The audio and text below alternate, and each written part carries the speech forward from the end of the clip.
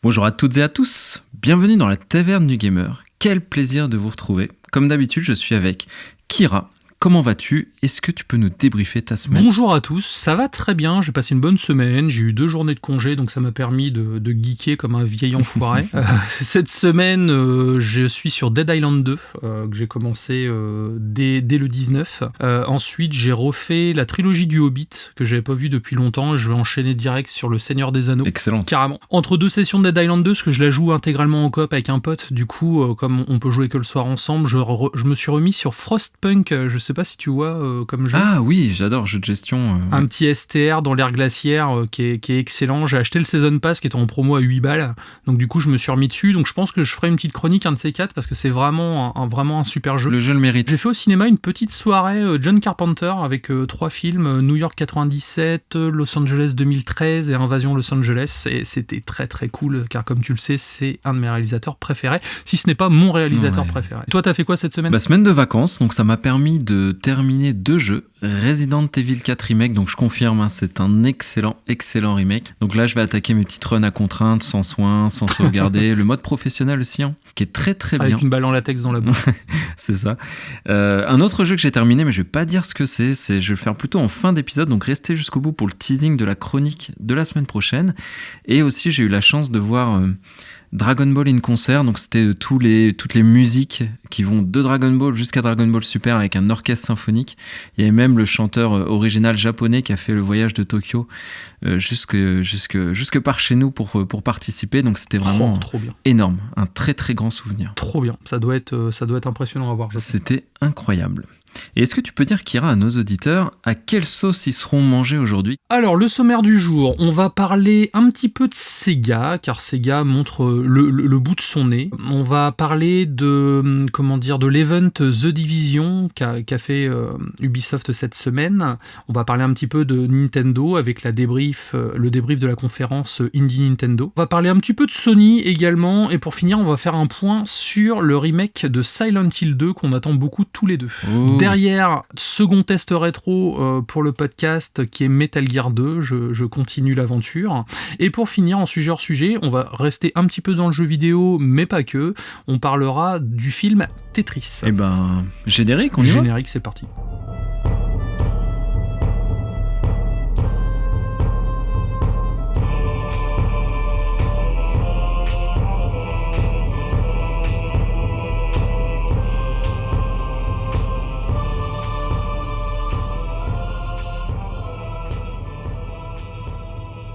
Comme tu disais en préambule, Sega pointe le bout de son nez avec un rachat. Donc un peu étonnant, on a eu beaucoup de rumeurs comme quoi Sega se ferait racheter. Et bien visiblement, c'est pas trop dans leur plan. Ils sont plutôt en phase d'expansion, donc avec le rachat d'un studio qui s'appelle Rovio. Donc studio finlandais. Peut-être que le nom va pas parler à tout le monde, mais je pense que la licence phare de ce studio, elle, mon cher Kira, doit parler à tout le monde. C'est Angry Birds. Tout le monde connaît, c'est les petits oiseaux qu'on doit balancer sur différentes structures pour les faire tomber. Donc jeu extrême. Même moi j'y joue. Tout le monde y a joué, je pense un petit peu. Très addictif, bien que c'est vrai. Un petit peu en retrait ces derniers temps, il s'est fait voler un petit peu la vedette par tous les Candy Crush & Co. Du style, mais tout du moins, ça reste quand même Rovio, un développeur qui fonctionne bien. Le chiffre d'affaires se compte en centaines de millions d'euros, donc je me dis c'est que ça va, avec un résultat net en plus positif. Et ce qui m'a étonné, c'est le nombre d'employés. 466 employés, ce qui est quand même pas rien pour un studio. Donc ces gars, ils intègrent quand même une très très grosse structure dans leur giron. Le montant de la transaction, c'est 700 millions de dollars. Et ce qui est intéressant là aussi, c'est que ça représente 20% quand même de l'actif de Sega. Donc on voit que quand un gros studio donne les moyens, il peut aller jusqu'à 20% de ses actifs pour acheter un studio comme Rovio, ce qui est vraiment impressionnant. Ce qu'il faut dire aussi sur Rovio, ils ont été quand même assez précurseurs, cette société. Ils ont toujours investi sur le mobile depuis extrêmement longtemps. Ils avaient fait des jeux d'abord sur Java, sur N-Gage aussi. Est-ce que tu te rappelles de la N-Gage, Kira ? Oui, je m'en souviens, j'en ai même vendu à l'époque. Ah, c'était des téléphones téléphones Nokia, je crois que c'est Nokia qui faisait ça, à C'était moitié des console téléphones de Nokia, jeu. tout à fait, effet console de jeu avec des petites cartouches qu'on pouvait acheter, qui ont fait un gros bid en fait, trop novateur je pense, car maintenant le jeu sur mobile c'est devenu une institution, mais à l'époque encore un peu cher, pas super adapté pour les appels comme pour le jeu, mais oui, c'était un peu trop en avance, je pense. Ouais, je crois qu'il fallait écouter sur la tranche du téléphone, enfin pour mettre à son oreille et parler. Oui, c'est Enfin ça. bref. Mais tu vois, ils étaient déjà sur le coup, Rovio. Donc c'est déjà une vieille société qui investit dans le jeu vidéo portable du coup depuis très longtemps. Et puis maintenant ils font les jeux sur smartphone. Et donc qu'est-ce qui est à prévoir pour la suite ? Bah en fait, ce que j'apprécie avec ce rachat, enfin ce que je trouve bien, c'est que ça va vraiment être un échange de compétences de l'un à l'autre. Donc Sega va évidemment miser et investir et faire passer les licences dans les jeux Angry Birds. Il y a de grandes chances qu'on voit Sonic dans Angry Birds par exemple dans pas longtemps, mais aussi porter d'autres licences phares de Sega sur mobile. Et à contrario, il y a Rovio aussi qui a l'ambition de porter ses licences, donc Angry Birds, sur des consoles portables, enfin des consoles du monde du jeu vidéo du salon, en fait, pas portable justement. Donc on voit qu'il y a un échange qui va se faire entre ces deux sociétés et c'est intéressant. Et en plus, Angry Birds, enfin Rovio, ont investi dans le cinéma, tout comme l'a fait Sega avec Sonic récemment.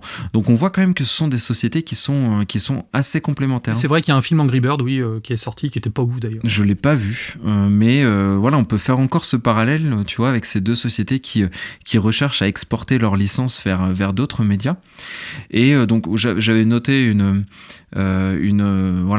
petite phrase, enfin une interview de Haruki Satomi, le directeur général de Sega, mais il résumait un petit peu tout ce que je disais. Que les deux sociétés vont pouvoir combiner leurs marques, leurs personnages pour créer des nouvelles fonctionnalités au travers de leurs jeux, porter des jeux, des licences sur le mobile, etc. Enfin, ils sont très très fiers de cette transaction. Et rappelons-le quand même, le marché du jeu vidéo sur smartphone est un plus gros marché que sur console et que sur PC. C'est 52% du marché du jeu vidéo qui est sur smartphone, 28% sur console et 20% sur PC. Donc on comprend pourquoi tous les gros studios aujourd'hui investissent de plus en plus sur le téléphone. On le voit avec Microsoft et du coup Candy Crush en fait. Parce qu'au final on parle beaucoup de la bagarre de Microsoft à cause de Call of Duty, mais derrière Candy Crush c'est quand même une sacrée force de frappe et ça rapporte énormément de moula comme on dit, donc ça forcément ça joue beaucoup. Tout à fait. The Division 2, la roadmap, un retour à New York, DLC histoire et plein de petites subtilités, donc on va voir ça ensemble tout de suite. Donc c'est le 20 avril qu'Ubisoft nous a parlé du futur de la franchise The Division. En plus des nouvelles informations concernant le free-to-play The Division Heartland, c'est également la roadmap de la saison 5 ainsi que le nouveau mode de jeu sur The Division 2 qui a été dévoilé. Donc de nouvelles incursions, des events, un partenariat avec Capcom sur la licence Resident Evil, un crossover avec Splinter Cell, le retour à New York et un gros DLC histoire. Donc là, clairement, The Division 2 a encore des très beaux jours devant eux, en fait. J'ai l'impression qu'ils essayent de faire une Destiny, comme on dit dans le milieu, en fait, car il y aura énormément de contenus qui vont arriver, des contenus gratuits comme des contenus payants. Et déjà, pour commencer, donc un nouveau mode de jeu qui s'appelle Descente, et il s'est offert une belle présentation lors de cette courte vidéo qui a duré à peu près une petite demi-heure. Donc il proposera aux joueurs une expérience de type roguelite, jouable de 1 à 4, avec progression aléatoire, ainsi que des règles de build inédites. Donc c'est bien, parce que ça va vraiment renouveler le gameplay de façon conséquente. Le roguelite doit être à la mode, parce qu'on le voit de plus en plus dans la plupart des jeux. Splinter, il y en a partout. C'est ça. Hitman, par exemple, a eu son mode roguelite qui est arrivé il y a pas longtemps, en fait, que j'ai commencé à tester, qui est plutôt pas mal.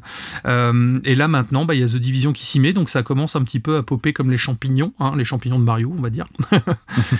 Donc ce nouveau mode de jeu sera disponible gratuitement pour tous, et prochainement, ça devrait ravir forcément les joueurs qui continuent à jouer à The Division 2, et ils sont nombreux, en fait. J'ai été un petit peu fouiné pour voir, on trouve des joueurs très très facilement, ainsi que sur le premier Division. Donc on comprend pourquoi Ubisoft n'a pas spécialement envie de passer à un Division 3 tout de suite, en fait. Certaines récompenses seront exclusives à ce mode, donc c'est comme ça va obliger les joueurs à y jouer, donc ça sera essentiellement des récompenses cosmétiques et des armes exotiques, mais bon, c'est un petit bonus à préciser. Suite à ça, ils ont présenté donc le free-to-play The Division Heartland, donc qui va arriver prochainement. On a eu une première cinématique de Heartland et également The Division Resurgence qui est actuellement en phase de test.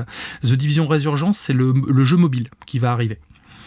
Okay. Moi, ce qui m'a choqué sur la partie jeu mobile, c'est que j'ai trouvé ça vraiment pas fluide. Donc, est-ce que c'est pour s'adapter à tout type de téléphone ou quoi ? Mais pour ce type de jeu, je trouve ça un petit peu dommage. Ah bah oui. Par contre, pour la partie Heartland, c'est vrai que ça a l'air intéressant. Jeu free-to-play, essentiellement PVP. Donc, ils ont annoncé ça comme un jeu d'action et de survie compétitif. La bêta fermée arrive cette année. Et si vous souhaitez en faire partie, il faudra juste vous rendre à l'adresse thedivisionheartland.com. Ce que je vais faire, c'est que je vais la publier sur Facebook et puis toi éventuellement sur Twitter, ça peut intéresser les gens. Et une fois que vous êtes inscrit, vous pouvez inviter 5 amis. Donc c'est bien, c'est que ça permettra d'avoir du monde pour jouer avec vous. Ah, est-ce que tu vas t'inscrire ? Je vais m'inscrire. Moi, j'aime bien la licence Division. Alors, même si, encore une fois, c'est pas le type de jeu que je préfère, dans le sens où le côté sac à PV, ça a tendance à m'agacer assez vite. J'aime bien faire des parties assez courtes. En fait, je fais des sessions de 2-3 heures max dans le mois, en fait, parce que moi, j'aime bien le côté plus réaliste. Une balle dans la tête et t'es mort. Là, quand on vide 4 chargeurs dans la tête d'un ennemi, ça peut vite être un petit peu perturbant. Mais après, c'est surtout l'ambiance que je kiffe, en fait. Ce côté un petit peu post-apo, le fait de recréer une civilisation. Donc non, c'est une licence que j'affectionne.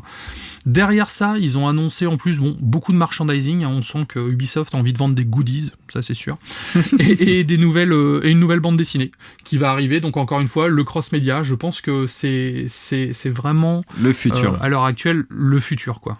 Ils ont tout intérêt à développer ça parce que, mine de rien, ils touchent un max de personnes. Et même une personne qui n'est pas spécialement gameuse ou quoi que ce soit peut très bien lire une BD, regarder un film. Parce qu'il y a un film aussi en développement, The Division. Ah, okay. Avec Jessica Chastain et Jake Gyllenhaal aux dernières nouvelles. Donc je crois que c'est pour Amazon d'ailleurs. Je crois que c'est un partenariat avec eux. Mais en attendant, la licence Division a quand même de beaux jours devant elle. Ouais, c'est chouette. C'est rigolo, dans ta news, tu parlais au début de Resident Evil qui vont faire une sorte de crossover. J'ai quand même l'impression que Capcom... ils mettent Resident Evil partout. Ils aiment bien... Ouais, alors ils le mettent partout, Resident Evil. Partout où ils peuvent, ils sont en train de prostituer clairement la licence. Après, il y a eu des crossovers très... Enfin, des crossovers très réussis, avec Dead by Daylight qu'on adore, où là, ça a du sens en plus, puisque les DLC, on joue le méchant, on joue le Nemesis, etc. Enfin, ça avait du sens. Des partenaires un peu plus douteux sur Fortnite, bien que ils auraient tort de ne pas le faire, puisque ça va se vendre. Voilà, c'est le business. C'est le business. Mais en tout cas, ouais, The Division, ça commence à être... J'en entends plus en plus parler, et t'as raison de faire le comparatif avec Destiny. Ils ont clairement envie de créer une grosse licence de jeux à service, mais s'ils font ça bien, écoute, surtout que les jeux à service, on en a parlé la dernière fois, ça a tendance à vraiment se casser la gueule. Tous les jeux à service ne marchent pas, donc c'est vrai que s'ils en ont un, autant vraiment tenir la licence et puis pouvoir donner du contenu régulier. Si les gens sont clients, pourquoi pas. Surtout que généralement les Battle Pass sont pas si excessifs que ça. La dernière fois, le Season Pass sur Division 2 avait apporté quand même pas mal de choses, une nouvelle quête solo, pas mal de missions en plus en multi, et c'était aux alentours de 30 balles je crois, donc c'était pas excessif, sachant que le jeu est à moins de 20 € maintenant. Enfin, il y a moyen vraiment de se faire plaisir à moindre coût. Donc, et là on sent qu'ils ont mis les moyens en fait dans la licence, parce que c'est quand même, comme tu dis, le partenariat Resident Evil, c'est pas rien. En plus ça correspond pas mal avec l'ADN de Division, parce que Division c'est une attaque bactériologique en fait, qui a mis à terre la ville de New York, enfin même les États-Unis. Donc au final, ouais, pourquoi pas. Enchaînons sur la conférence certainement la plus ennuyeuse de l'année. Donc je cite, c'est Indie World de Nintendo. C'est sur tous les jeux indépendants présentés par Nintendo. On sent que c'est un petit peu la mode, Kira, que chaque gros constructeur s'approprie des jeux indépendants et mette de la visibilité dessus, ce qui est très très bien. C'est un très gros marché et il y a souvent pas mal de petites pépites.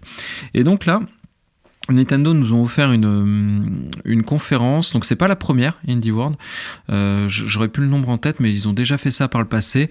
Je crois que on était aux alentours d'une 30aine de minutes, où du coup il y avait Humber et Andrew qui étaient des voix off, qui ont présenté un petit peu le show, et ils ont essayé de donner un peu de peps à tout ça, et c'était clairement l'enchaînement simplement de trailers les uns après les autres de jeux indépendants. D'accord. Qui est à mon sens pas toujours le meilleur format pour présenter des jeux indés. On se rappelle de Xbox qui avait fait plutôt parler les développeurs, etc. Ça, je trouve ça plus sympa. Ils l'ont fait un petit peu. Il y a les développeurs de Teslagrad, j'en parlerai un petit peu après, qui ont parlé. Mais c'était surtout un enchaînement de trailers. Donc pas très très intéressant pour moi. Les jeux indés, souvent, c'est le concept. Et c'est vrai que donner la parole aux développeurs, parce qu'au final, on peut pas se fier à ce qu'on voit à l'écran ou à la partie graphique ou quoi. C'est vraiment le concept manette en main, en fait, qui va être parlant. Et c'est vrai qu'enchaîner juste des trailers, tu dis oui, et surtout, l'intérêt, c'est quand même donner de la visibilité à des petits studios, pas toujours petits, mais en tout cas à certains petits studios qui n'ont pas ce budget important pour faire des grosses campagnes. Donc donner la parole aux développeurs, c'est vrai que c'est pas mal. Donc moi, je préfère ce format plutôt qu'enchaîner les trailers. Mais néanmoins, j'ai retenu 4 grosses annonces, qui sont pour moi d'ailleurs, je pense, les annonces majeures de la conférence. Il y en a eu plein d'autres, mais je vais surtout parler de celle-ci. Donc la première, c'est le DLC de Cult of the Lamb. Donc j'avais déjà fait le jeu du mouton. La chronique, tu te souviens, Kira, dans les tout premiers épisodes. Donc c'est le mouton possédé qui crée un culte, qui enrôle des autres animaux pour faire un énorme culte, et on a des donjons, etc. Enfin bref, c'était vraiment très cool. Ils ont annoncé le DLC qui va ajouter des nouveaux bâtiments, des nouvelles quêtes, des nouveaux objets, et notamment un niveau qui sera du boss rush, donc enchaîner les boss. Ça sort le 24 avril, oui, donc c'est tout bientôt. Donc ça m'a redonné... Ouais, c'est tout bientôt. Ça m'a donné un peu de hype pour sortir le jeu. Il est sur ma PS5, je l'ai réinstallé du coup. Et je ferai le DLC avec grand plaisir. Ensuite, l'annonce de Teslagrad 2. Donc c'est dur à dire, mais qui vient de Tesla, du coup rien à voir avec l'entreprise, c'est plutôt l'électricité. Donc c'est le deuxième opus, donc ils ont annoncé un bundle du premier remasterisé et du deuxième. Ce qui était sympa, c'est que c'était disponible dans la journée, donc pareil, on aime bien ces effets d'annonce un peu à la Hi-Fi Rush, où ils annoncent quelque chose et hop, c'est dispo tout de suite sur Switch.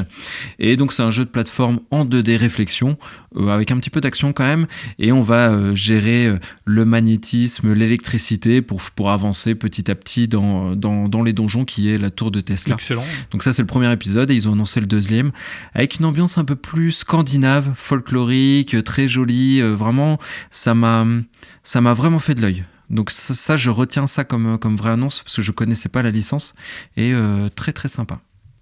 Ensuite, deux autres titres. Un plus pour toi, un plus pour moi. Donc le premier, c'est moi un jeu que j'adore, c'est Blasphemous 2.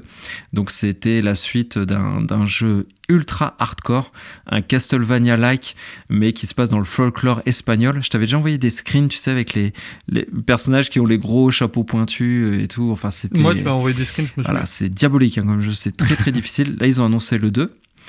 Et l'autre jeu, c'est Oxenfree 2. Donc c'est un thriller surnaturel où en fait un groupe d'amis ont malencontreusement ouvert un portail qui fait apparaître des spectres dans notre monde, et il y a tout un délire avec des ondes radio où il faut gérer des ondes radio, il y a des mini-jeux là-dessus. Ça m'a vachement fait penser à Lovecraft, une ambiance un peu comme ça, Lovecraftienne et tout. Donc j'ai pensé à toi, c'est un petit jeu d'enquête basé sur de la radio, etc. Ça, je pense que ça peut t'intéresser. Je sais pas si ça va sortir sur le Game Pass, sur Xbox il n'y a pas trop de doutes, mais ça sort le 12 juillet. Donc ça, c'est ma petite reco pour toi à surveiller. Je pense que tu aimeras bien ce jeu. Là, ce que tu en dis, en tout cas, ça a l'air original. Ouais, ça m'a vraiment... J'ai pensé à toi direct quand je l'ai vu. Et après, dans cette conférence, il y a eu une dizaine d'autres annonces. Donc je vous renvoie plutôt vers la vidéo, le replay de la conférence si vous voulez voir. Bon, pour moi, j'ai cité en tout cas ce qui me semblait être le plus sympa à suivre. Oui, c'est vrai que après c'est toujours bien, comme tu dis, de mettre en avant les jeux indépendants, mais c'est vrai que le format était un peu imbuvable quand même.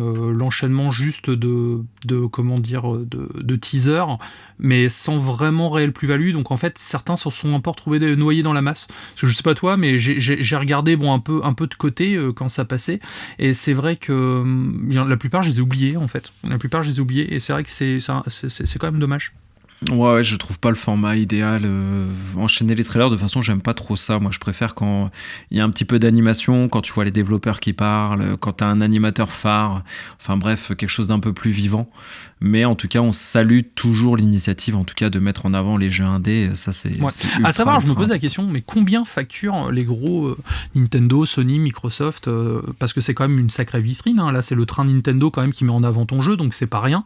Et je me demande, après, c'est une histoire histoire de gros sous forcément. Je me demande combien ce genre de choses est facturé, parce que c'est pas, tout le monde ne doit pas en profiter. Donc est-ce que c'est un système monétaire classique, ou est-ce qu'au contraire Nintendo apprécie la proposition du jeu et décide de le mettre en avant plus qu'un autre? C'est vrai qu'ils sont pas assez transparents là-dessus, des fois ça permettrait de savoir un peu. Ouais, ce que je sais, c'est que pour certains jeux indés, sous couvert d'une exclusivité, donc PlayStation l'a fait, Nintendo l'a fait, Xbox je sais pas, mais ces gros développeurs, ces grosses entreprises prennent en charge tout le budget communication, les trailers, les diffuser sur leur chaîne, dans les State of Play, dans les Nintendo Direct, sous couvert d'une exclusivité. Souvent, c'est ça les deals. Mais quand il n'y a pas ce genre de deal, oui, ça doit être certainement payant. Ouais, ça doit un peu douiller. Ouais, c'est clair. On va changer d'ambiance. On n'est pas du tout dans le jeu indépendant, là. Je vais faire un petit point sur Silent Hill 2 Remake, car il y a eu quelques informations qui sont tombées cette semaine. Alors, déjà, Silent Hill 2 Remake, on l'a dit, il est en développement par Bloober Team, en fait, donc qui est un studio qui travaille très étroitement en ce moment avec Konami. Le remake ne s'éloignera pas du classique du jeu original, mais approfondira certains éléments nébuleux du jeu pour avoir quelque chose de plus structuré. Ensuite, la Bloober Team annonce qu'ils souhaitent rendre le jeu plus attrayant pour les joueurs actuels, donc ça c'est normal, c'est ce qu'on demande pour un remake. James sera plus vieux, plus mature que la version originale pour accentuer sa souffrance en fait, et le temps d'attente entre la disparition de sa fille et son arrivée à Silent Hill. Donc je pense que ça peut être un point intéressant, parce que c'est vrai que, alors j'ai pas fait Silent Hill 2 depuis un certain temps, mais de mémoire, il était un peu, je vais pas dire qu'il était vide, mais je trouvais le personnage un peu lisse par moment en fait. Et là, le fait de lui rajouter justement ce background, ce passif un petit peu plus fort, ça peut être intéressant. Akira Yamaoka et Mashiro Ito reviennent pour le remake, donc ça c'est très cool, forcément. Il y aura une caméra à l'épaule type Resident Evil 4 Remake, les mécaniques de combat seront améliorées bien entendu, les retours haptiques sur la DualSense, et c'est développé sous Unreal Engine 5. Donc le remake sera une exclusivité temporaire à la PlayStation 5 pour 1 an, puis le jeu débarquera sur PC, donc quid de la version Xbox, ils en ont pas parlé, donc est-ce que ça sortira un jour, voilà. Moi, quand je lis tout ça, j'ai l'impression qu'on est en train de me dire vous kiffez Resident Evil 4 Remake en ce moment, vous inquiétez pas, on fera pareil. J'ai vraiment l'impression qu'ils se sont... Ouais. Bon, après, autant s'inspirer des meilleurs pour faire leur jeu, mais j'ai vraiment l'impression qu'ils ont envie l'inspiration principale, c'est la licence de Capcom. Je sais pas ce que tu en penses, toi. Oui, t'as raison, enfin, en tout cas, en termes de qualité de remake, c'est un exemple à suivre. Après, Silent Hill 2 n'est pas Resident Evil 4, donc je sais pas dans quelle mesure ils vont réussir à trouver le juste équilibre. Moi, je sais, j'attends énormément ce titre parce qu'on est tous les deux des immenses fans de Silent Hill, mais j'ai des craintes parce que la Bloober Team m'a jamais convaincu. The Medium, j'ai trouvé ça vraiment très moyen, voire passable. Et il y a de l'aveu de certains autres gros développeurs, c'est rigolo, Kira, ils disaient nous on aurait préféré qu'on nous propose jamais de faire Silent Hill 2 remake, parce que faire un remake comme ça, dans un jeu aussi cultissime et où tout est palpable, où tout est tellement, enfin voilà, c'est un jeu à part, et c'est vraiment très casse-gueule. Donc je suis curieux, évidemment, je le ferai, mais moi j'ai encore un peu de crainte. Ils m'ont pas rassuré, en tout cas, avec leur communication. Moi, ce qui m'inquiète un peu surtout, c'est le budget que Konami va allouer à ce remake en fait, parce que c'est vrai que Konami est réputé quand même pour pas faire des jeux non plus AAA. On voit que Resident Evil 4 Remake a dû coûter un bras, ça se transpire au niveau du jeu. On sent que le remake a été fait avec passion, et j'ai quand même un peu peur que Konami en fait fasse un remake un peu au rabais en fait, et se retrouver déjà le fait qu'ils développent pas en interne, qu'ils passent par la Bloober Team. Bon, après moi j'ai apprécié certaines de leurs propositions. Là, c'est leur projet le plus ambitieux, donc pourquoi pas. Mais le fait qu'ils passent par un autre studio, qui sous-traite, j'ai un peu l'impression que il y aura pas autant d'argent, et vouloir comparer au maître étalon du moment, je trouve ça un petit peu fort en café, quoi. Ouais, c'est vrai. Après, vraiment, j'ai ultra hâte et je souhaite de tout mon cœur que ce soit le meilleur remake de tous les temps. Mais il n'y a que l'avenir qui nous le dira. Je leur souhaite en tout cas de réussir, évidemment. Mais je sais pas, parce que j'ai beaucoup d'attentes. Donc voilà, ça crée un peu d'inquiétude, forcément. En tout cas, s'ils sortent le jeu cette année, j'achète une PlayStation 5 cette année, clairement. S'ils sortent un Metal Gear cette année remake, j'achète une PlayStation 5 cette année également. Si c'est pas pour Final Fantasy XVI en fin d'année, je verrai. Ouais, c'est clair. Ouais, l'année va être bien fournie. C'est une belle année dans le jeu vidéo. Là, on a pas mal de choses qui vont arriver. C'est cool parce que j'ai un peu l'impression que les 2-3 dernières années, le jeu vidéo était un peu en train de dormir en fait. Et là, on sent qu'ils sont en train d'ouvrir les vannes et ils vont balancer tout ce qu'ils ont. Donc c'est quand même très cool. Ouais. L'année est vraiment exceptionnelle. Ouais, ça fait encore beaucoup de beaux tests à la taverne du gamer. Et pour terminer, un petit rachat encore. On a commencé avec un rachat, on va terminer sur un rachat. Donc c'est pas Activision Blizzard. Ça, c'est des rachats qui vont un peu plus vite et où il y a moins de débats quand même. Mais il est très intéressant à analyser. Donc c'est Sony qui rachète Firewalk Studio. Donc Firewalk Studio, j'avoue, avant que la news arrive, je savais pas trop ce qu'ils faisaient dans la vie, mais je m'y suis renseigné. Et ouais, mais c'est intéressant. Franchement, ils font des choses très bien et il y a l'air d'avoir du monde très très compétent derrière. Donc, et j'en parlais d'ailleurs avec un de nos auditeurs qui nous suit en même temps sur Twitter, que je salue, qui est Cybersystem. Donc, on a un petit peu échangé sur ce rachat et c'est vrai que les arguments qu'il m'expliquait étaient vraiment très intéressants. Donc, en gros, déjà, c'est une fausse surprise parce que il y a déjà un partenariat depuis plusieurs années, avec 2 ans je crois, avec Bungie et Haven Interactive qui travaillent justement avec Firewalk Studio. Donc c'est déjà, si tu veux, un studio qui travaille pour Sony indirectement depuis déjà un petit moment. Donc 150 collaborateurs aussi, pas mal. Il est basé donc aux États-Unis à Bellevue. Il a été créé en 2018 par l'ancien PDG de Bungie. Donc tu vois, Destiny toujours, il y a un lien. Il y a aussi pas mal d'anciens de licences de Call of Duty, de Halo, de Apex Legends, de Destiny évidemment. Donc c'est un studio en fait qui a aujourd'hui encore produit aucun jeu. Donc ils n'ont pas sorti de jeu. Par contre, il y a une équipe ultra capée qui est derrière. Donc on voit encore que Sony achète, parce qu'ils ont moins besoin, Sony, d'acheter des licences, ils achètent plutôt vraiment de la compétence pour construire quelque chose d'assez ambitieux. Et cette chose, du coup, c'est du jeu multijoueur AAA, donc certainement du jeu de guerre pour peut-être concurrencer Call of Duty, qui sait. Mais en tout cas, il y a ce conglomérat entre Bungie, Haven Interactive et Firewalk Studio qui travaille sur ce très très très gros projet. Donc c'est le 20e studio que Sony rachète quand même. Et tu vois, au travers de cette news, je me dis que je pense que pour Sony, ça y est, le rachat Activision Blizzard est derrière eux. S'ils commencent à recommuniquer, c'est que, à mon sens, en coulisses, ça y est, le rachat est acté et Sony balance les communications. Ils ont même dit qu'ils annonceraient leur State of Play majeur de l'année pour annoncer la phase 2 de la PS5. Ils vont l'avancer certainement en mai.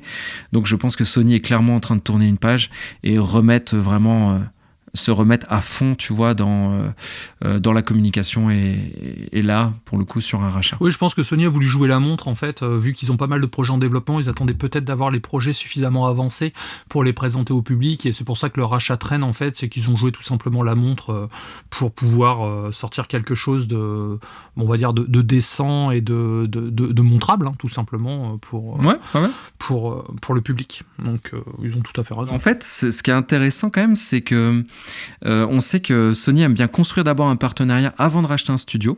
Donc ça, c'est plutôt cool. Ils l'ont fait pour les autres studios que j'ai cités avant, notamment Haven. Mais aussi, ils ont racheté Nixxes, qui leur permet de faire des portages PC parce qu'ils veulent investir durablement sur le PC.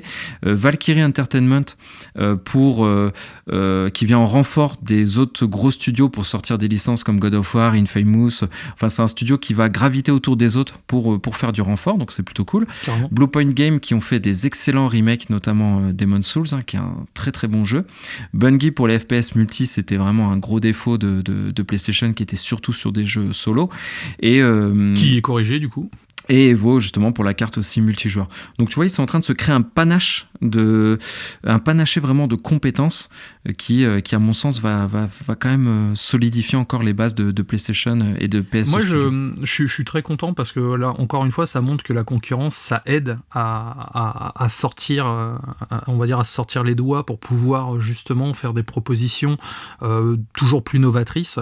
Je suis quand même pressé que ce chapitre de rachat Activision Blizzard bagarre de Sony, Microsoft et tout se termine, parce que je t'avoue être un petit peu clair. fatigué Oui, de c'est toutes clair. ces... Parce que je me dis, bon, ça reste du gaming, ça reste de la passion, et de voir tout ça, tu vois, on voit un peu plus l'envers du décor, on se doute bien que c'est pas des entreprises à but non lucratif, mais c'est dommage. Moi, je trouve que ça impacte un petit peu sur mon plaisir de gamer par moment. Oui. Donc je suis un peu pressé que ça se termine, parce que c'est vrai que les petits coups dans les pattes des deux côtés, hein, que ce soit Microsoft ou Sony, c'est un peu fatigant et usant. Et là, s'ils arrivent à tourner enfin la page et à partir vers l'avenir de leurs consoles respectives, ça va être d'autant mieux. Ouais, je partage à 2000% ton avis.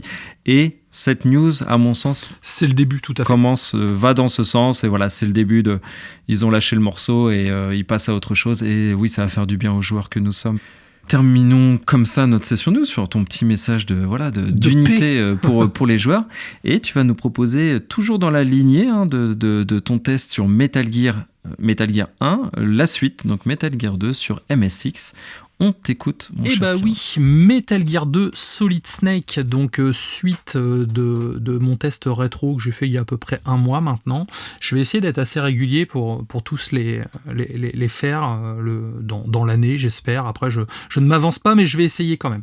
Donc Metal Gear 2 Solid Snake est un jeu vidéo d'infiltration, bien sûr, développé et publié par Konami en 1990 pour la console MSX2. Donc c'est sûr, ça ne nous rajeunit pas.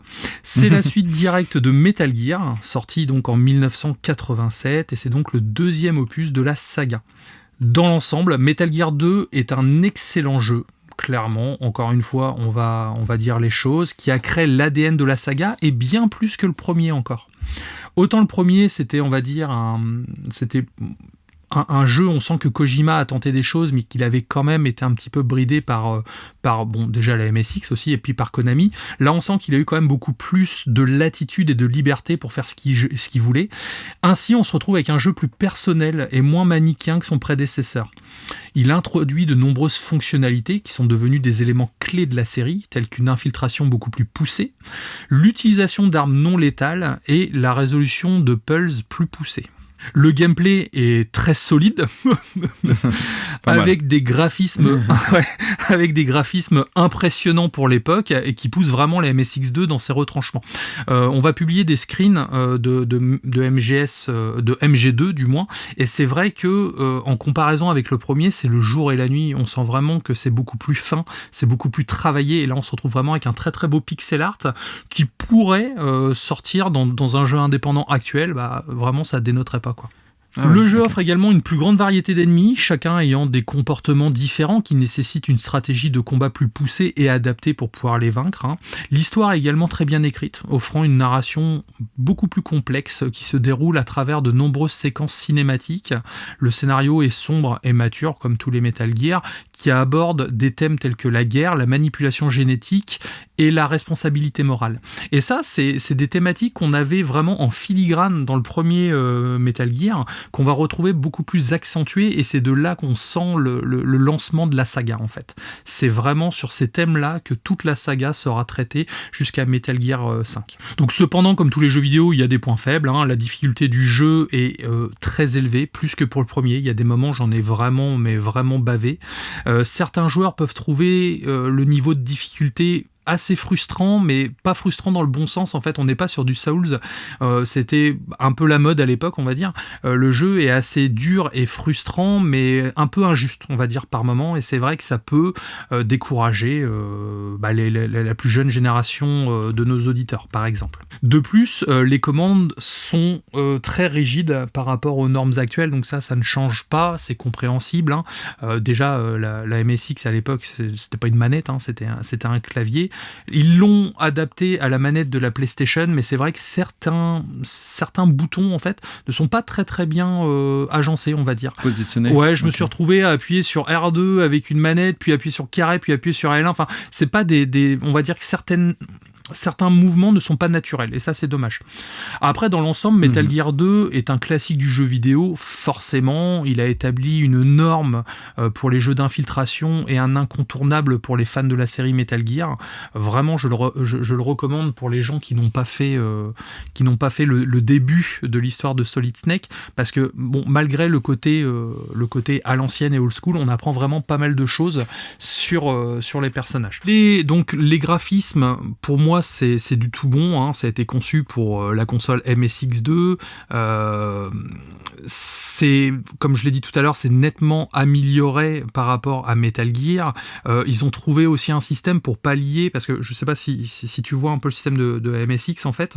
À chaque fois qu'on change de niveau en fait, on repart entre guillemets à zéro en fait.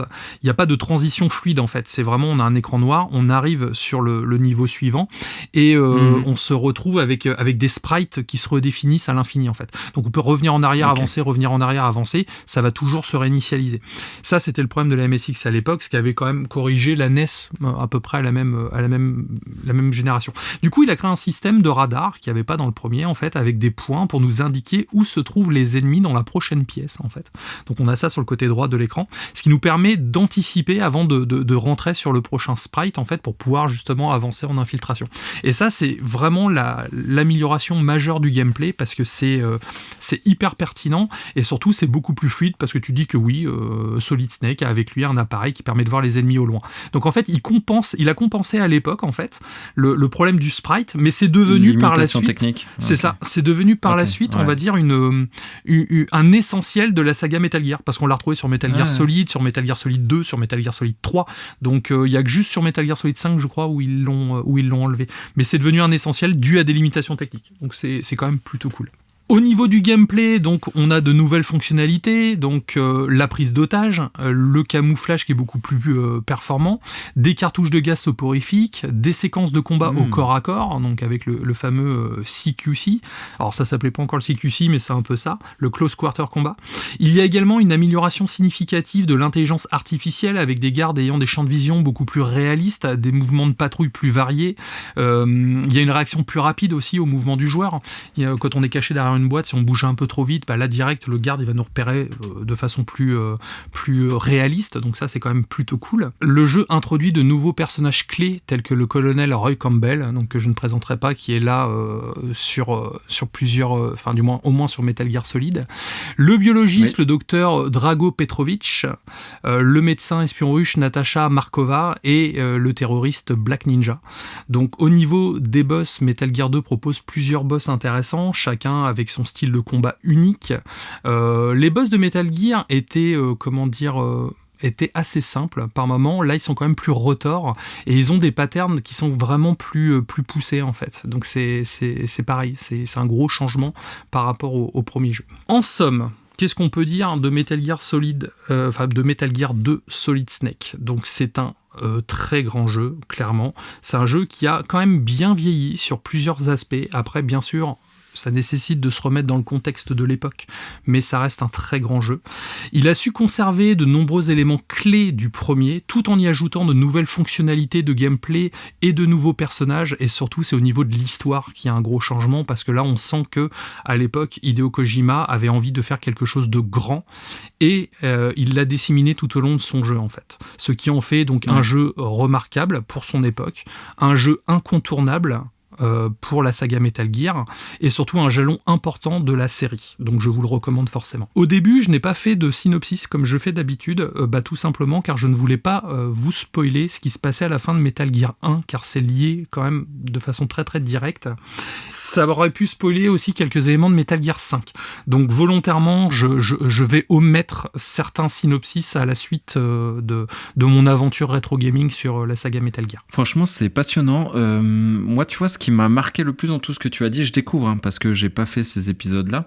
J'ai découvert le premier avec ta première chronique. Là, je trouve l'arrivée, ça m'a surpris quand tu dis que c'est l'arrivée des armes non létales. En fait, je pensais que même dans ce jeu-là, il n'y avait pas ça. Parce que ça me paraît ultra précurseur aussi.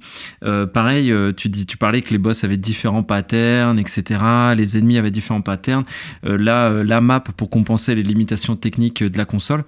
Dans tout ce que tu expliques, en fait, je retrouve vraiment Kojima et j'ai l'impression, tel que tu me dis si je me trompe, mais tel que tu as expliqué, la saga a presque vraiment commencé à cet épisode-là, que le premier, il faisait ses armes, c'était presque, sans être péjoratif, entre guillemets, le brouillon, et que ça y est, la saga a été lancée avec ce deuxième, et que presque ce serait là que Kojima a presque compris ce qu'il voulait faire de cette saga, les ambitions qu'il voulait porter, et c'est la vraie naissance de tout ce qu'on connaît derrière. Donc je trouve ça dingue. Surtout en fait. si tu te souviens, lors du test du premier Metal Gear, au départ, Metal Gear devait être un jeu d'action en fait, car la mode à l'époque c'était les jeux d'action en fait. Et donc quand il a lancé son jeu Metal Gear, il en a fait un jeu d'infiltration parce qu'il a voulu prendre à revers les codes, mais c'est là qu'on sent que Konami déjà à l'époque devait se dire ouais mais au final un jeu où on tire pas sur des gens, est-ce que c'est un jeu qui va plaire en fait? Donc il avait conçu son jeu de telle façon à ce qu'on puisse être furtif dans tous les sprites en fait, dans toutes les maps, mais il y avait quand même une possibilité avec des armes en fait de tuer les ennemis et d'avancer en fait comme un vrai jeu d'action.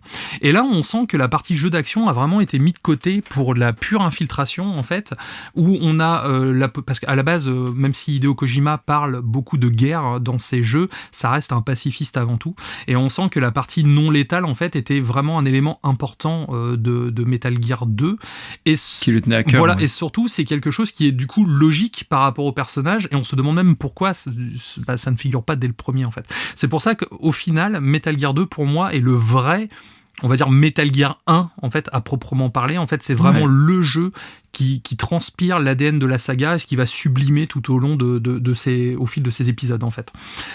Comme tu le dis, c'est pas péjoratif, Metal Gear 1 est un brouillon, mais c'est un peu le patient zéro en fait, c'est-à-dire ils ont surtout, je pense, tâter le terrain pour voir est-ce que c'est possible, est-ce que ça plaît, comment ça se passe, et là derrière, bim, il a envoyé les gaz, quoi. Ouais, je l'ai vraiment ressenti comme ça. En fait, au-delà même, tu nous proposes une chronique sur ce jeu, mais c'est presque un élément d'histoire du jeu d'infiltration que tu nous présentes. Metal Gear 2, avec tout ce que tu indiques, j'ai vraiment... là, je l'avais dit ça pour Metal Gear 1, mais je me rends compte que c'est encore plus valable pour cet épisode. C'est vraiment la naissance du jeu d'infiltration. Et complètement assumé au travers des armes non létales, des grenades, tu t'expliquais, asphyxiantes ou quelque chose comme ça. Enfin, on est vraiment sur la création d'un genre, en fait, sur la naissance du jeu d'infiltration. Et c'est pour ça que quand j'ai fait ma première critique de Metal Gear, au départ, je voulais faire les deux jeux à la suite, en fait, parce que pour moi, les deux sont un peu comme deux faces d'une même pièce, en fait. Et c'était important de pouvoir expliquer la différence entre les deux jeux, mais après c'est vrai que ça aurait fait une chronique trop longue et peut-être un peu pompeuse, donc du coup je l'ai scindé en deux, mais en l'état voilà, c'est un jeu qui a apporté énormément vraiment aux médias du jeu vidéo. Toutes les phases d'infiltration qu'on retrouve dans les jeux actuels, que ce soit du TPS, du FPS ou quoi, c'est du dérivé de Metal Gear, parce qu'au final depuis le Metal Gear, tout est ça a été amélioré, on va dire, mais on reste sur les mêmes bases. Un Splinter Cell n'existerait pas sans Metal Gear, par exemple. Toutes les phases d'infiltration d'un Uncharted, on va dire, même si elles sont pas ouf, c'est pareil. Ou du Assassin's Creed, ça vient de Metal Gear, la possibilité de se mettre, bon ça c'est plus par la suite, mais de se mettre accroupi, de se cacher des champs de vision des ennemis, de pouvoir les attaquer dans le dos à certains moments. Tout ça, en fait, c'était déjà là, et on est en 1990 sur MSX. On voit la marche qui a été gravie entre l'épisode 1 et ce deuxième, où ils ont rajouté tout un tas de features qui font qu'on est quand même sur un jeu qui a l'air bien plus dense et riche que Metal Gear. C'est ça, on est sur une vraie évolution, c'est pas juste un...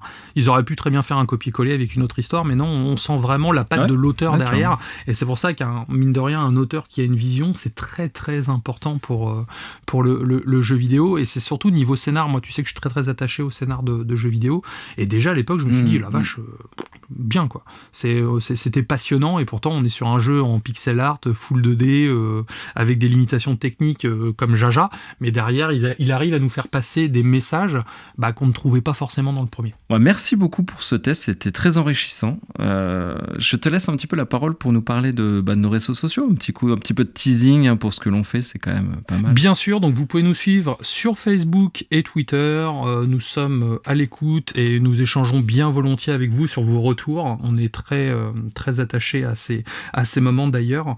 Vous pouvez également nous suivre sur le site web latavernedugamer.fr depuis peu, c'est ça, hein, ça fait combien de temps que tu l'as mis en ligne celui-ci? Ça fait 2 semaines maintenant.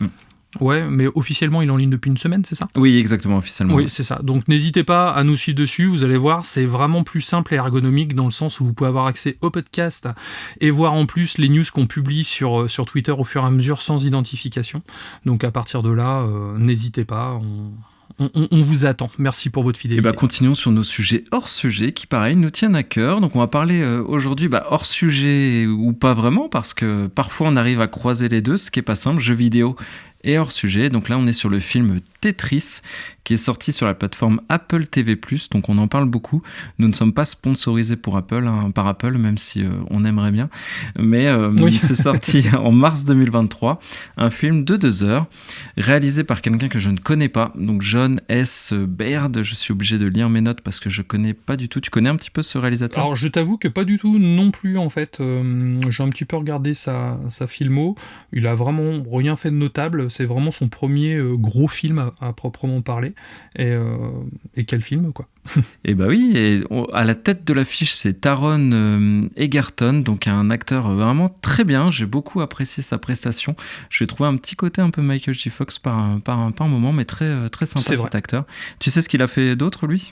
Il a fait Kingsman. Ah oui, c'est vrai, Kingsman. Kingsman est un film que je recommande à beaucoup de monde qui s'appelle Eddie the Eagle, qui est, en fait, c'est l'histoire d'un gars qui vit je crois que c'est au Texas, et en fait, il est passionné de saut à ski et il a envie de participer aux Jeux Olympiques, en fait, dans la compétition de saut à ski, sauf qu'il ne sait pas en faire, ce qui est un petit peu dommage. Et ouais. Il va rencontrer un vieux participant, donc c'est un peu un Rasta Rocket movie, hein. Il va rencontrer un vieux gagnant, en fait, qui est Hugh Jackman, et qui va lui apprendre le saut à ski pour aller participer au JO. C'est une histoire vraie, c'est très très très bien. Et surtout, ce film a eu l'occasion de créer une grosse amitié entre Hugh Jackman et Taylor Egerton, ce qui fait que Hugh Jackman le propose pour jouer Wolverine dans le MCU, ce qui serait pour moi très très cool. Voilà, c'était une petite parenthèse. Carrément cool. Et du coup, ancien film, histoire vraie, voilà, pareil, nous sommes sur une histoire entre guillemets vrai, puisque c'est l'histoire de Tetris. Donc cet acteur joue Hank Rogers, donc un personnage une vraie personne qui existe toujours. Il découvre Tetris à l'occasion du CES à Las Vegas en 1988 et il tombe un petit peu addict du jeu, comme je pense toutes les personnes qui touchent à Tetris, et donc il part en URSS pour récupérer les droits de diffusion mondiaux du jeu. Il prend tous les risques un petit peu pour lui et sa famille, et il se retrouve un petit peu embourbé dans un fond de guerre froide, de communisme, où aucune parole n'est vraiment sûre, et le gouvernement russe détient justement les droits, parce que le gouvernement russe détient un petit peu tous les droits dans ce monde communiste, et donc on imagine en plus le dédain que le gouvernement a pour les Américains. Donc lui, il est au milieu de tout ça, il essaie de récupérer le jeu pour le vendre partout et se faire un max d'argent et mettre sa famille à l'abri, mais vous doutez que il va rencontrer des difficultés avec le gouvernement russe et aussi certaines sociétés américaines un petit peu véreuses qui veulent aussi leur part du gâteau. Donc c'est en partie la réalité de l'histoire de Tetris, qui est complètement passionnante.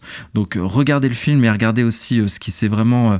moi je me suis intéressé à l'histoire de Tetris grâce à ce film, mais qu'on se le dise tout de suite, et c'est un petit peu le thème de ma chronique. Donc entre réalité et fiction, nous sommes très clairement avec un film, ce n'est pas un documentaire. Donc il y a certains petits points qui divergent avec la réalité.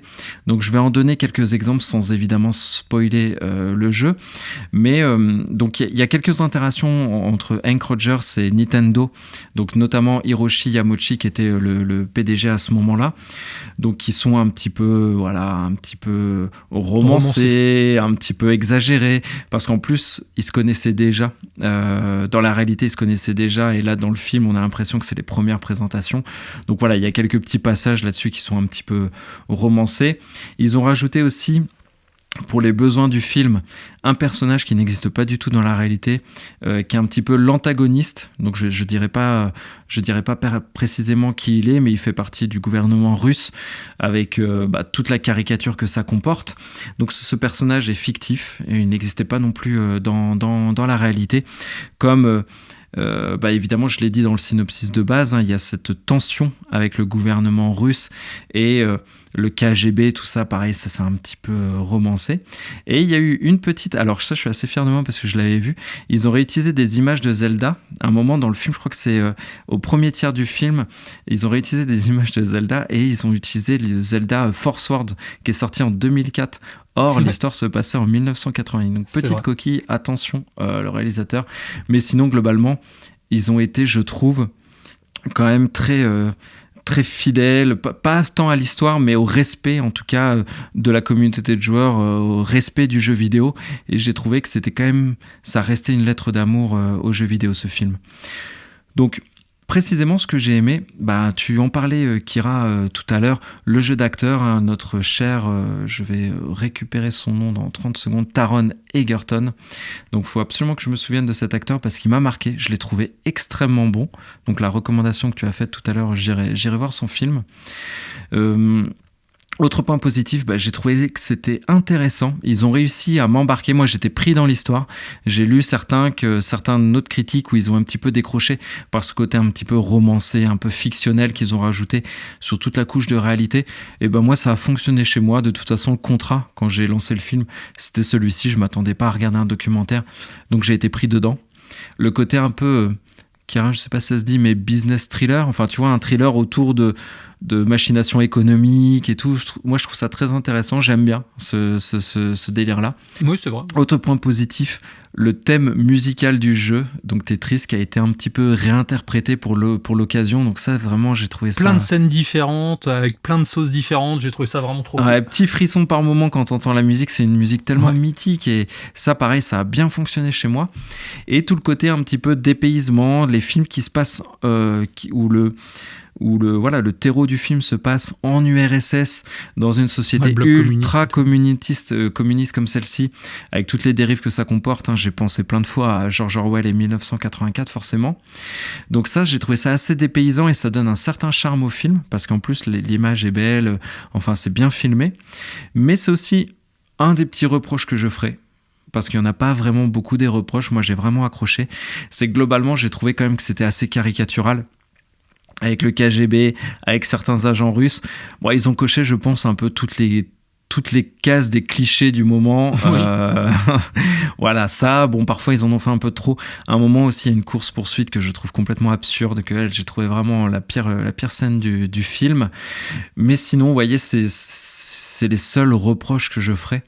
Donc en conclusion, entre fiction et réalité, comme je disais un peu le thème de cette chronique. Donc oui, comme on dit souvent entre fiction et réalité, il n'y a qu'un pas. Donc là, c'est plutôt un fossé qu'un pas, parce que oui, c'est une œuvre cinématographique. Donc ils ont enjolivé les choses, ils ont caricaturé certains personnages, ils ont senti obligé un peu de mettre un antagoniste. Voilà, parce que c'est aussi ça qu'il faut faire vivre le film. Mais ça a super bien fonctionné chez moi. Le rythme m'a embarqué, l'acteur est top, un vrai bond temporel dans les années 80-90, avec en plus Tetris qui est en son centre et qui est vraiment mise à l'honneur. J'ai rejoué à Tetris sur Switch, d'ailleurs, juste derrière avec la Switch Online. Donc pour tous les fans de jeux vidéo, et même les autres, franchement, moi je conseille, c'est un coup de cœur de l'année. Carrément. Après, je suis totalement d'accord avec toi, j'ai beaucoup aimé ce film. Après, la partie adaptation, romancée ou quoi, c'est un peu le lot de tous les biopics en fait. Quand un biopic sort au cinéma ou même en série télé, on va parler par exemple d'Hammer, j'ai déjà fait une chronique là-dessus. Oui. Il y a toujours un moment en fait où ils vont romancer les choses pour que ce soit fluide par le prisme du médium cinématographique en fait. Par exemple, pour Dahmer, la voisine d'à côté, au départ, ils étaient deux voisines en fait. Ils ont mixé deux personnages en un seul pour le rendre plus fluide et être moins noyé par le nombre de personnages. Et après, comme tu dis, rajouter un méchant, oui, c'est aussi pour donner de l'enjeu au film. Mais après, c'est vrai que sur un biopic, généralement, on va avoir du 60-65% de vrai et 40-45% de faux. Mais c'est aussi pour sublimer les vraies choses du film. Par exemple, la scène de course-poursuite à la fin, il y a vraiment une course-poursuite où ils avaient le KGB au cul, où ils ont dû quitter le pays en urgence pour éviter de se faire choper. Et ça, c'est une scène qui a été tournée de façon un peu burlesque, c'est vrai. Moi, je sais que ça m'a plu, en plus avec les effets de pixels et tout, j'ai trouvé ça plutôt sympa. Mais ça n'empêche que c'est nécessaire pour pouvoir aussi apprécier un film, en fait. C'est comme une adaptation d'un roman à un film. Il faut prendre aussi des libertés, mais c'est aussi important, mais sans dénaturer le message. A contrario, j'ai vu le film il n'y a pas longtemps qui s'appelle Blonde sur Marilyn Monroe sur Netflix, où là c'est complètement de l'invention dans 90% et le film est imbuvable. Et en fait l'intérêt du biopic c'est de trouver cet équilibre entre l'invention et la réalité des choses. Et je trouve qu'il s'en est admirablement sorti en fait. J'en attendais pas grand chose. J'ai vu Tetris, je dis ah ouais mais carrément pourquoi pas et tout. Et en fait j'ai été vraiment très très conquis par la proposition et je me suis pas ennuyé une seule seconde en fait. Il y a plein de petits effets de style, les transitions en pixels quand on arrive devant les espèces de clapiers à lapin en URSS où on a l'impression que c'est des bâtiments d'époque et d'un coup pouf on arrive sur les vrais bâtiments. Enfin c'est plein de petits détails de mise en scène comme ça qui sont vraiment vraiment top quoi. Et surtout on sent que le casting a été très très investi et ça c'est bien quoi. J'ai pas trouvé de fausses notes par rapport à ça. Donc vraiment belle proposition, on a apprécié tous les deux. Donc voilà, foncez, hein, regardez Tetris sur Apple TV+ si vous l'avez. C'est vraiment un très très très bon film. Après si vous n'avez pas Apple TV+, il y a toujours 7 jours d'essai donc c'est plutôt pas mal, mais de toute façon si on peut vous conseiller, prenez Apple TV+, en fait. Il y a énormément de choses cool. C'est vrai que bon, c'est 8 € par mois avec la surabondance de plateformes à l'heure actuelle, ça peut être un petit peu contraignant. Moi je vois, j'ai arrêté mon abonnement Netflix pendant quelques temps parce que dernièrement je suis pas trop en phase avec leur programmation, mais j'ai pris du coup à la place Apple TV et Paramount Plus pour le même prix en fait. Donc et après je tourne. Mais oui, si vous avez l'occasion, il y a également un site internet qui s'appelle Split où vous pouvez entre guillemets faire du partage de compte en fait. Ça vous permet de payer moins cher aussi, donc ça peut être intéressant, je vous le recommande. Mais c'est un film à voir en tout cas. Terminons là-dessus et faisons une transition directe sur un peu de teasing pour la semaine prochaine. Qu'est-ce que tu nous as prévu en sujet hors sujet? Est-ce que tu as déjà une idée ou pas? Alors, encore sur le sujet hors sujet, j'ai plein d'idées en fait. Je suis surtout sur une série télé que j'espère finir pour la semaine prochaine et là je pourrais vous en parler. Mais je pense que ce sera bien une série télé parce que j'en ai 2 en parallèle. Donc je vais voir laquelle des 2 séries j'aurais fini en premier car je compte parler des 2. Pour ma part, le jeu sera Bayonetta Origins. Ça fait longtemps que j'en parlais. Donc là, je l'ai terminé, comme je disais, cette semaine où j'ai pu obtenir le 100% du jeu. Donc chronique la semaine prochaine. Beaucoup de choses à dire. Donc voilà, on espère que comme toutes les semaines, vous serez au rendez-vous. Est-ce que je te laisse le petit mot de la fin, Kira? Le petit mot de la fin, merci de nous soutenir et de nous suivre. C'est vrai que depuis quelques semaines, il y a eu un gros pic au niveau des écoutes et on vous remercie fortement, en tout cas. N'hésitez pas également à nous transmettre des sujets à traiter. Le sujet Silent Hill, par exemple, c'est un auditeur qui nous a demandé, tout simplement, si vous pouvez faire un petit point sur cette licence que j'attends aussi beaucoup. C'est vrai qu'il n'y a pas beaucoup d'informations.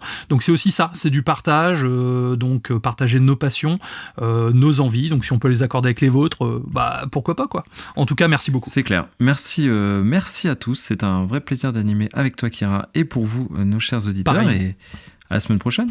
À la semaine prochaine. Ciao. Ciao.